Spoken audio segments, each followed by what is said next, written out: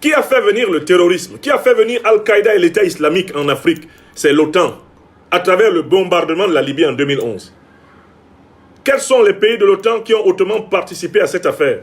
Ce sont les États-Unis d'Obama, la France de Sarkozy, l'Angleterre de David Cameron.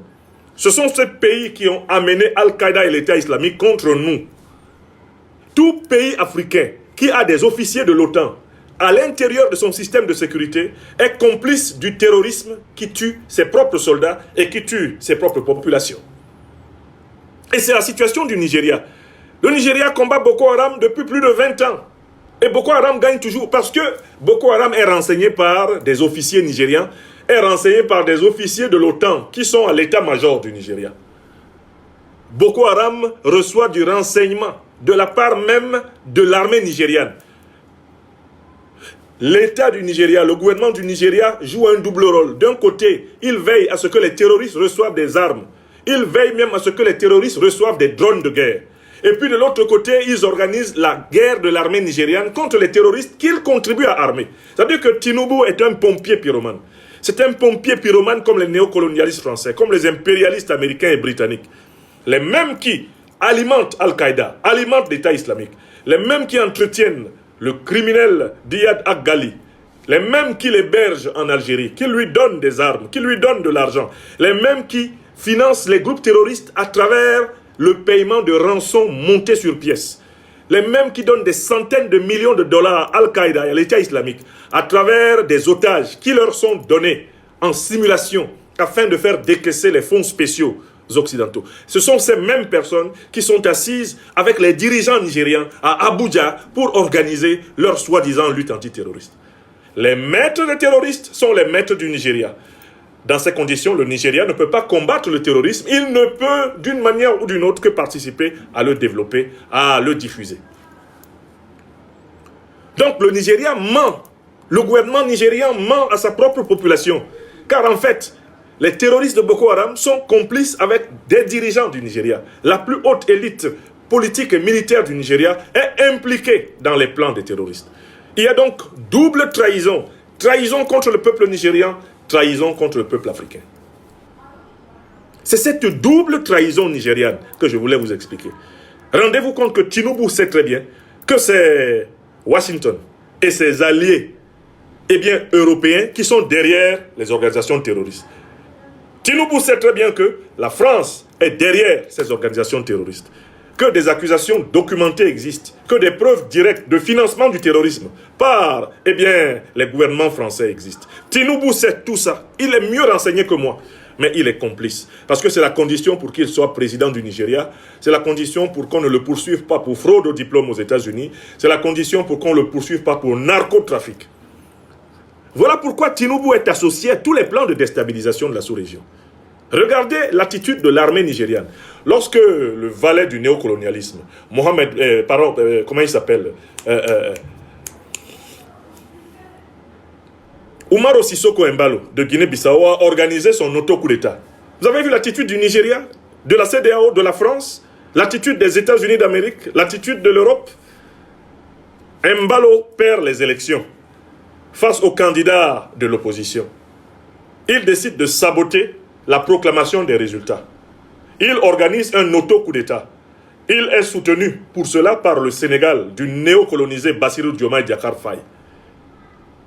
Embalo est soutenu dans cette manœuvre par la CEDEAO qui se contente d'une déclaration du bout des lèvres avec hypocrisie et perfidie.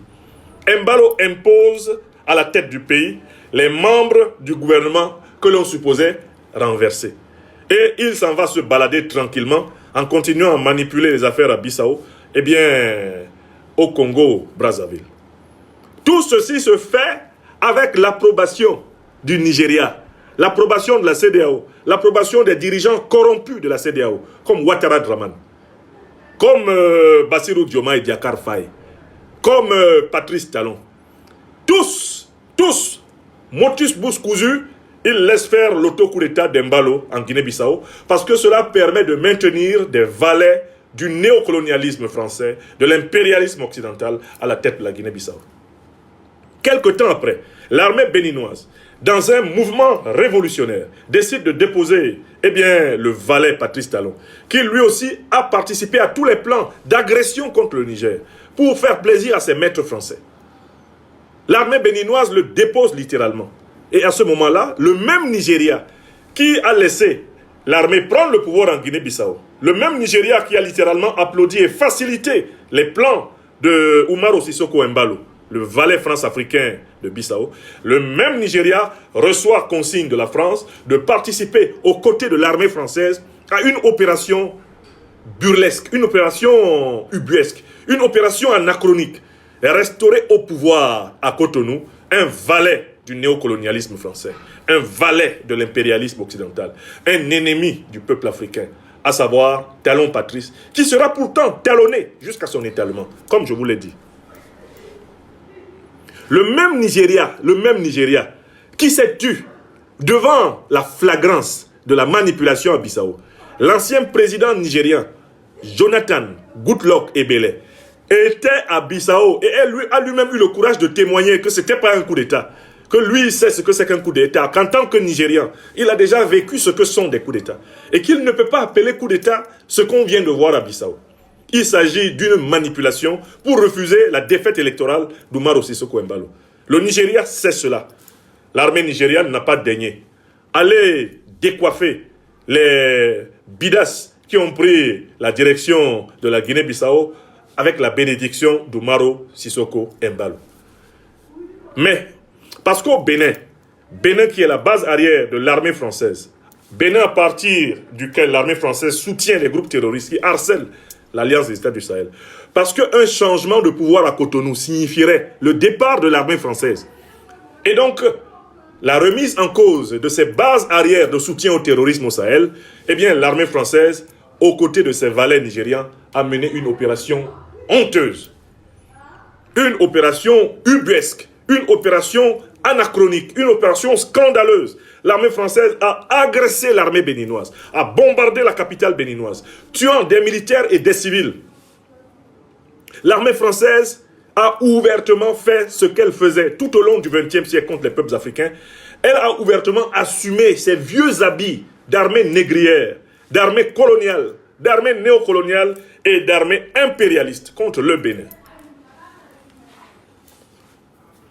Puisque l'armée béninoise, dirigée dans cette opération par le lieutenant-colonel Tigri, ne bénéficiait pas de la solidarité des autres armées africaines, elle s'est retrouvée seule. Et vous voyez très bien dans quelle situation le président, Abderrahmane Tiani, aurait pu se retrouver sans la solidarité du Mali et du Burkina Faso. C'est parce que Tigri s'est retrouvé seul, face, non pas simplement à quelques officiers fidèles à Talon, mais il en aurait fait un méchoui. Tigri s'est retrouvé immédiatement confronté à l'armée française, confronté à l'armée nigériane, confronté à l'armée ivoirienne, confronté à l'armée américaine, confronté à l'OTAN. Il s'est retrouvé dans une situation militairement improbable.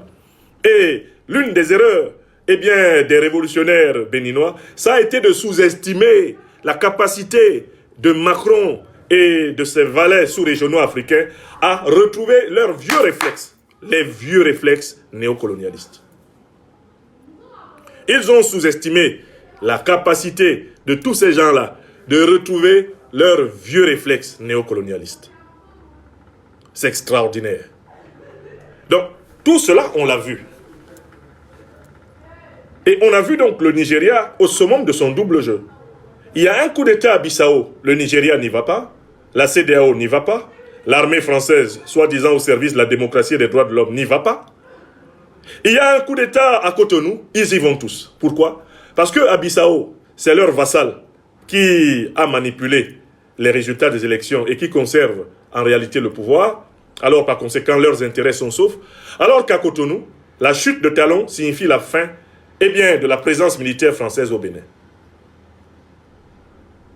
Alors, c'est ce que le Nigeria joue comme double jeu, dans la sous-région. Et je voudrais conclure cette intervention matinale. Il est 11h09 à Bamako, au Mali, en vous disant, à mon avis, ce qui va se passer. Le Nigeria, chaque fois qu'il a joué contre la sous-région, a récolté d'une guerre civile atroce sur son territoire. La guerre du Biafra vient en bonne partie de la participation du Nigeria aux combines coloniales contre les pays voisins du Nigeria dans les années 60-70.